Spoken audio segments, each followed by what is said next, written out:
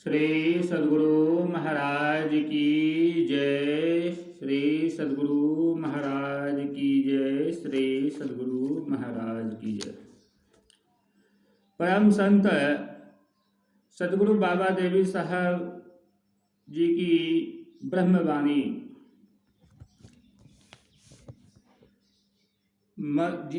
मनुष्य के उद्धार का मार्ग उसके अंदर विद्यमान है। जब तक वह उस पर न चलेगा, धर्म और पंथ का यथार्थ फल मोक्ष नहीं प्राप्त हो सकता है और न अपने तथा दूसरे धर्म के यथार्थ मूल और सत्यता को जान सकता है और न उन ग्रंथ और पोथियों के आशय को जो उसके धर्म और पंथ की है समझ सकता है। चाहे कोई कैसा ही पंडित, मौलवी या पादरी हो, जो ईश्वर या खुदा की बोली समझने का अभिमान करता हो, परंतु पंथ और धर्म या तो उसके लिए एक खेल है अथवा संसार में उपद्रव फैलाने और भोले भाले जीवों को धोखा देने का बढ़िया सिद्धांत है। क्योंकि प्रत्येक मत की सच्चाई जांचने से ज्ञात हो सकती है और जांचने का थर्मामीटर ईश्वर ने प्रत्येक जीव, धनी, निर्धन, पंडित, मौलवी, पादरी, ज्ञानी, अज्ञानी, पापी, पवित्र आत्मा और ब्राह्मण सैयद से लेकर भंगी, चमार, कसाई तक के कुल के अंदर एक समान रखा है।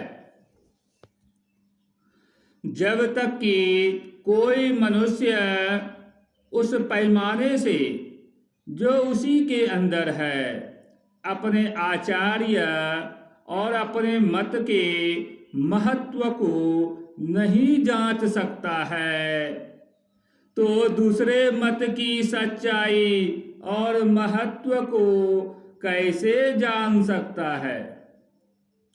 वह थर्मामीटर या पैमाना आंतरिक मार्ग है और 14 श्रेणियों में विभक्त है।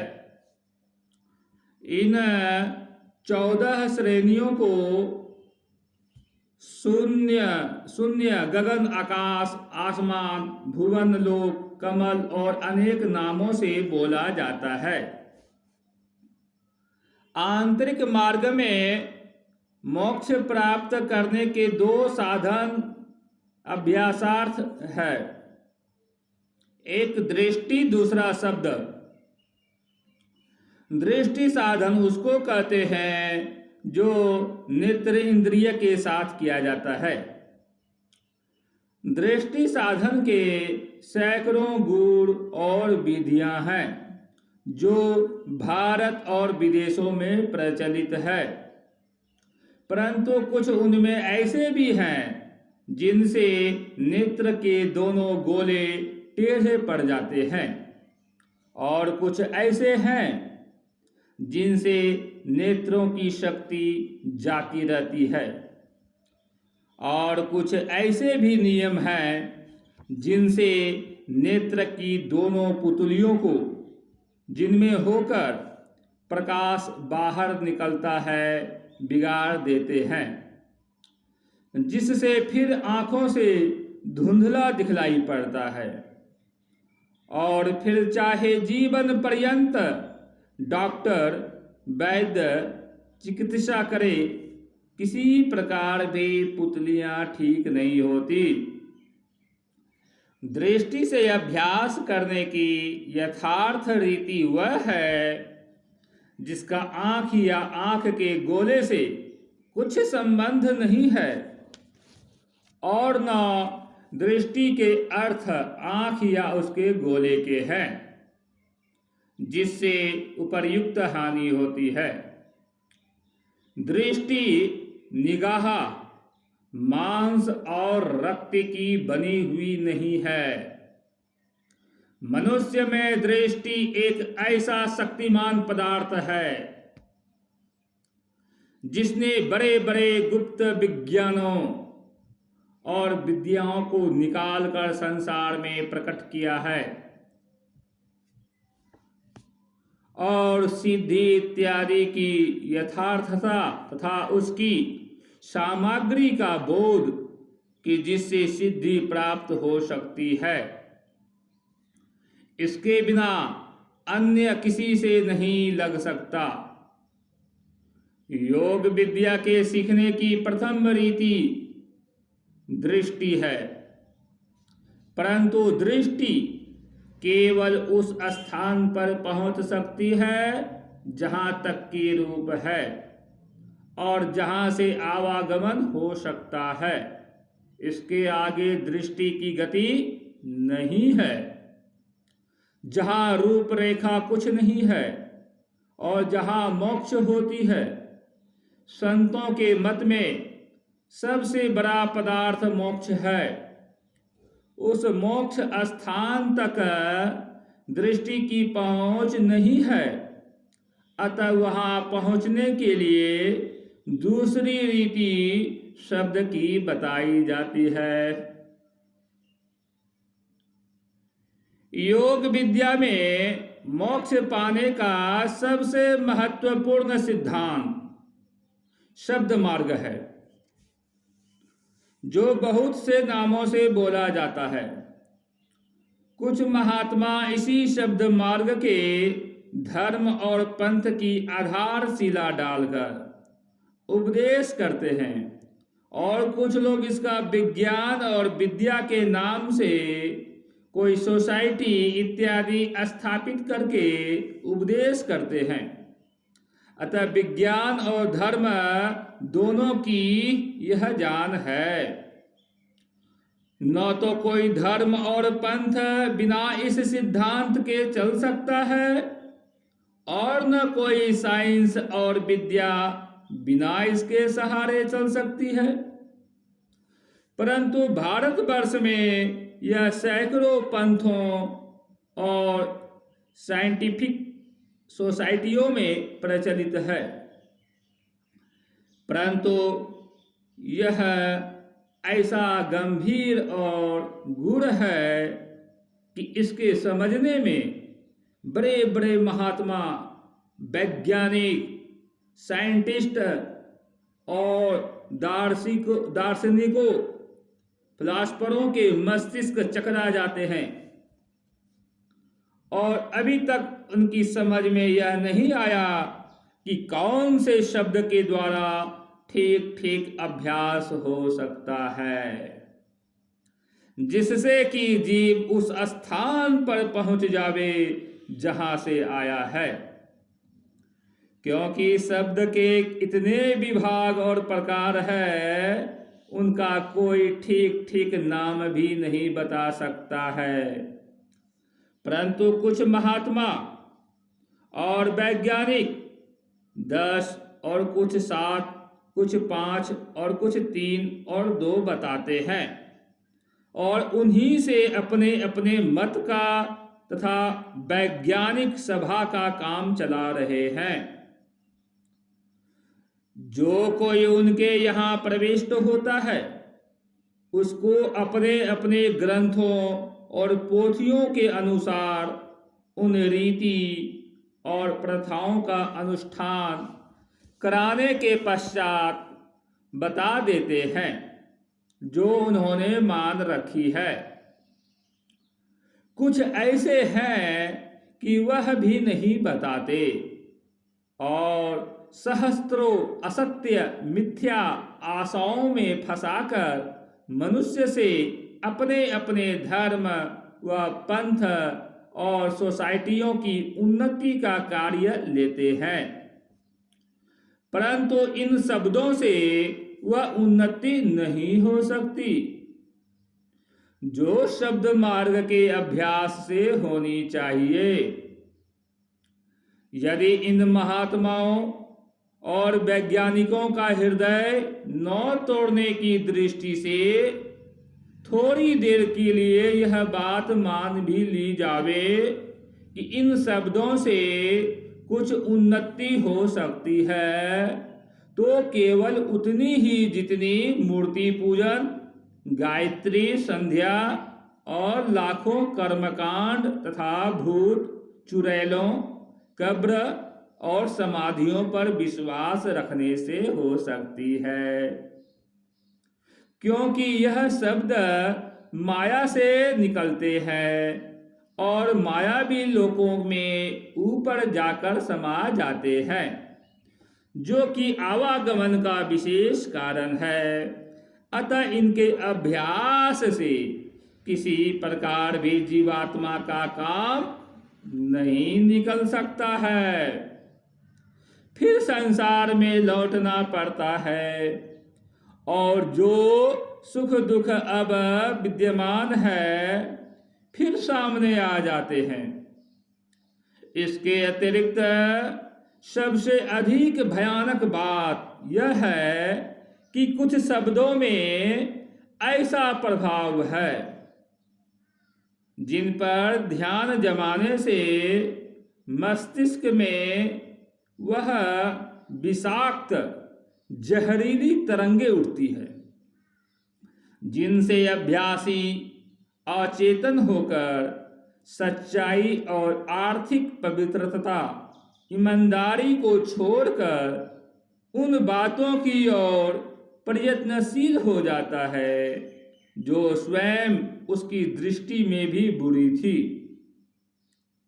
अतः शब्द मार्ग का आरंभ करने में प्रथम पूर्ण विचार पूर्वक यह जांच लेना चाहिए कि कौन सा शब्द ठीक है और तब फिर अभ्यास करना चाहिए।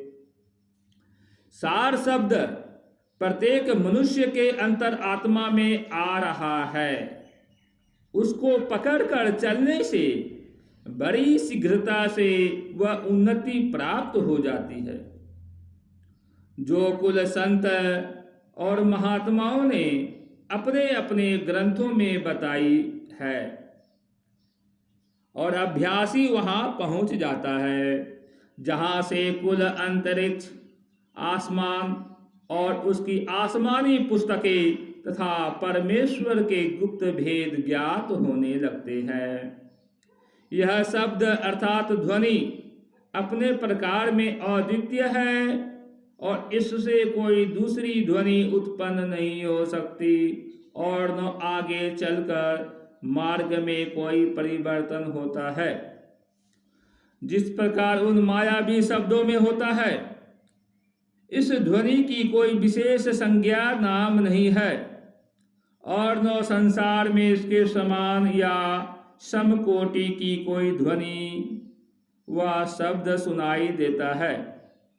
इस ध्वनि का मुंह ऊपर से नीचे की ओर है, जो परमेश्वर के आह्वान बुलावे की सूचना देती है।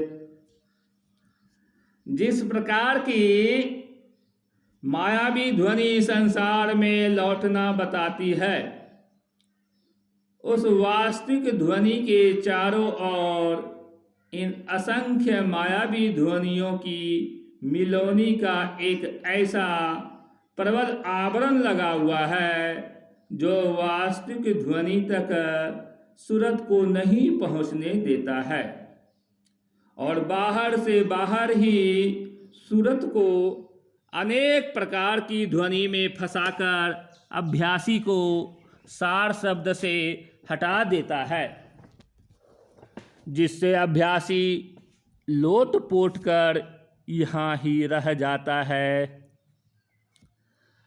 अभ्यास से जीव ब्रह्म, स्वर्ग और मोक्ष की खोज लगाने वाले प्रत्येक देश में हुए हैं और अपनी अपनी भाषाओं के अनुसार अनेक नामों से पुकारे जाते हैं। किसी देश में यह लोग डॉक्टर, फिलासफर, अकलिस्ट कहलाते हैं और किसी में हकीम, फुकरा, दरवेश के नाम से पुकारे जाते हैं। भारतवर्ष में ऐसे लोग साधु, संत और योगीश्वरों के नाम से बोले जाते हैं, परंतु इन दोनों में बड़ा अंतर है और इनके अभ्यास करने की विधियों में भी आकाश पाताल का अंतर है। योगियों में अभ्यास की प्रथा स्थूल शरीर से प्रचलित है और 84 आसन, 5 मुद्रा, नेति धोती, प्राणायाम और अन्य अनेक प्रकार की क्रियाएं हैं जो उनके ग्रंथों में लिखी हुई है, जो प्रयाग व हरिद्वार के कुंभ मेले में भले प्रकार देखी जा सकती है, जहां योगी लोग अनेक रीतियों से अपने अपने योग करते हैं, जो न कभी आंखों देखा हो न कानों सुना, और जो अच्छाइयाँ उनमें ऐसे अभ्यासों से उत्पन्न होती है सांसारिक दृष्टि से छिपी हुई नहीं है। प्रथम तो यह कि भारत में ऐसे ऐसे योगों को कोई पूर्ण रूप से जानता नहीं, और जो पूछो तो उनके जानने वाले पहाड़ों और जंगलों में बताए जाते हैं, जहाँ का नाम सुनते ही मनुष्य कांप उठता है। फिर वहाँ जाना और खोज लगाना तो असंभव सा ही है। रहा देश के भीतर, सो यहाँ इतने करोड़ों की जनसंख्या में 130 करोड़ों की जनसंख्या में कितने आदमी निकालेंगे? यदि बड़ी ढूंढ खोज के पश्चात कहीं कोई महात्मा मिल गया तो उसको थोड़ी बहुत क्रियाओं के नाम भले कंठस्थ हो, जो उसने पुस्तकों से चुनकर लोगों के सामने के लिए अपने स्मृति पथ में रख छोड़े हैं, और उनके साधन तथा पथ्य परहेज ऐसे ऐसे कठिन बताए गए हैं जो किसी से जीवन पर्यंत नहीं सध सकते। यदि ऐसे योगों का भाग्य से कोई पूर्ण गुरु मिल जावे और अभ्यास किया जावे और अभ्यासी गिरता पड़ता अपने उद्देश्य तक पहुंच भी जावे तो वह योगी वर कहलाता है, क्योंकि इसके ग्रंथ में जो ईश्वर के दर्शन प्राप्ति लिखी है वह उसको हो गई, और कुछ 2-4 सिद्धियां भी वह लोगों को दिखा देता है या जो दिखा सकता हो। यदि सांसारिक जाल में नो फंसा तो मरणांतर स्वर्ग में जाता है अथवा अन्यथा नरक में गिरता है और आवागमन के द्वारा 84 योनियों में भेज दिया जाता है। हठ योग से मनुष्य के स्वास्थ्य में जो अंतर आता है उसको डॉक्टर और वैद्य अच्छे प्रकार जान सकते हैं। उनका कथन है कि ईश्वर ने मनुष्यों में वात, पित्त और कफ तथा दूसरी मायावी सामग्री उतने ही परिमाण में रखी है कि जितने परिमाण में शरीर स्थिति के लिए उसकी आवश्यकता है। इस सामग्री में छेड़छाड़ करने से बाधा उपस्थित होती है और न्यूनाधिक्य हो जाता है, जिससे ऐसे ऐसे रोग लग जाते हैं कि डॉक्टर, वैद्य और उनकी औषधियाँ परी परी रोया करे।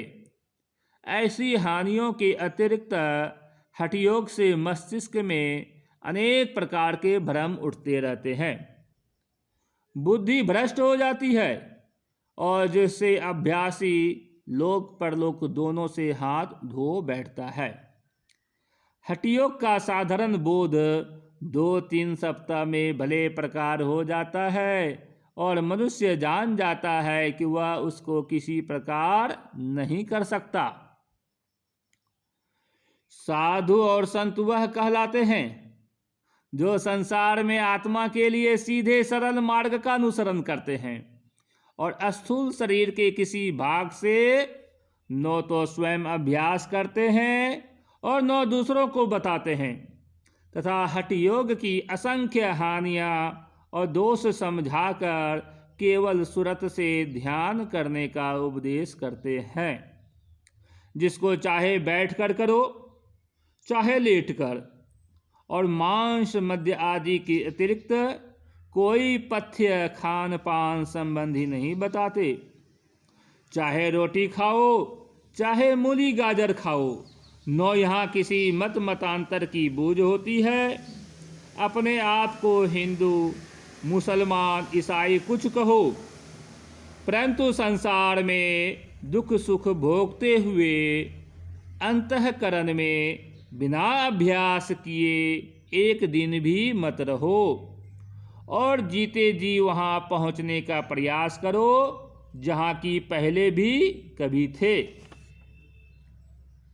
इस सिद्धांत के अनुसार चलने वाले मनुष्य भारत में लगभग करोड़ों होंगे और अनेक नगरों में उनके सत्संग खुले हुए हैं, जहाँ चुपचाप लोग अपना अपना कार्य कर रहे हैं और अहंकार रहित होकर मूर्खों को अंतःकरण में अभ्यास कराना बताते हैं।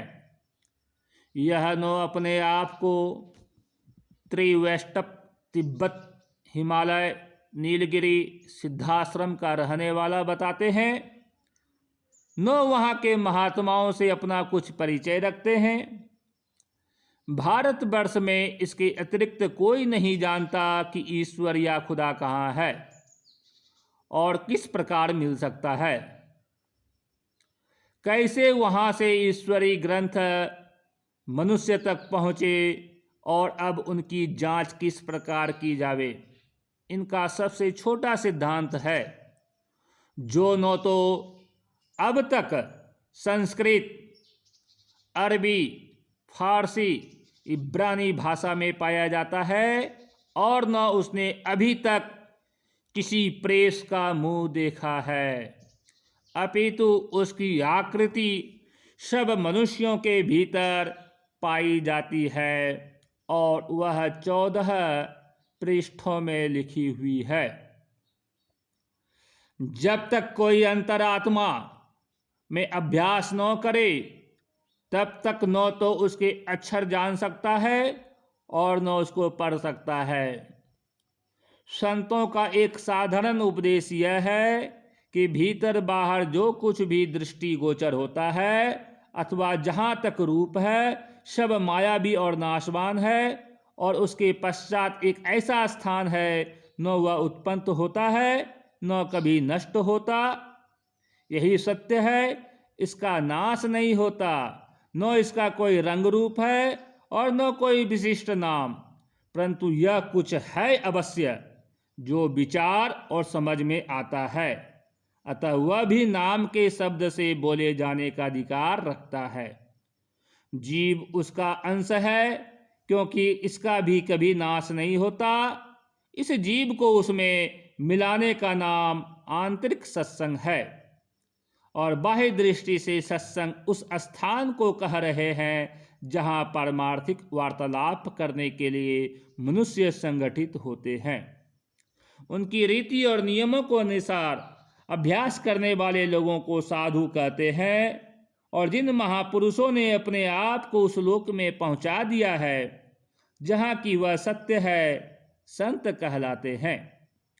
संत लोग अपने अंतःकरण में षट चक्र से अभ्यास प्रारंभ कराते हैं और नाम तक उन्नति करने को कहते हैं, क्योंकि वही स्थान माया और नाश से रहित है और वहाँ पहुँचने से आवागमन नहीं होता तथा आवागमन से बचाना ही इनके मत का सबसे बड़ा फल है और इसी के आधार पर इस मत का उपदेश किया जाता है। न कि सिद्धियों और शक्तियों के आधार पर, जिस प्रकार योगियों का मत उपदिष्ट है। यदि कोई सिद्धि और शक्ति प्राप्त करने में अपने विचारों और सूरत को लगाता है तो वह छोटा और तुच्छ जीव समझा जाता है, क्योंकि उसको तो अपने ही कर्म करने से समय नहीं बचता और अब उसने दूसरे के कर्मों का भार अपने सिर पर रखकर अपने आप को और अधिक भारी बना लिया। साधु संतों और योगी योगेश्वरों में उपर्युक्त यह भेद है कि योगियों में अनेक प्रकार की हठ योग विधियां प्रचलित है और स्वर्ग व वैकुंठ को सप्तमी श्रेणी अर्थात सहस्त्र दल कमल में मानते हैं, और संत लोग शब्द द्वारा की हुई केवल भक्ति से मोक्ष प्राप्ति मानते हैं, जो कि नाम में होती है। वह 14 लोकों का वर्णन किया जाता है।